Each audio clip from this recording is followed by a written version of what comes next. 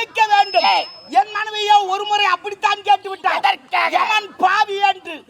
நான் சம்பளத்தை சரியாக கொடுக்கவில்லை, தங்களை கேட்டு விட்டார். அதுக்குத்தான் முதலே மன்னித்துக் கொள்ளண்டு. அத்தத்த பம்பம் அம்மா எல்லோருக்கும் மந்திரம். அதை பத்தி கவலை கிடையாது. நாங்க பூலோகத்துல இருந்தா எத்தனையோ ஆடவர்களை கட்டி அணைச்சிருப்போம், முத்தம் கொடுத்திருப்போம். அது போல எங்களை கட்டி அணைச்சு இவன் சொன்ன பிறகுதான் எனக்கு ஐடியா பிறக்கிறது.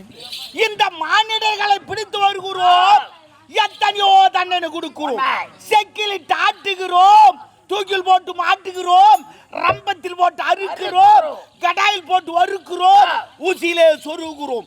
இத்தனை தண்டனை கொடுக்கிறோமே, இந்த ஊரில் 2 தண்டனை புதுவா கொடுப்போமா? இவர்கள் மூவரையும் கட்டி அணைத்து முத்தத்தை கொடுத்து விடுவோம். கோப்பிரப்பு உதடு ஒரு மணி நீட்டுக்கு வந்து அடங்கி விட்டது. சரி, இதை விட சின்ன தண்டனை, இவர்கள் மூவரையும் கதற கதற கற்பாய்த்து விடுறாங்க.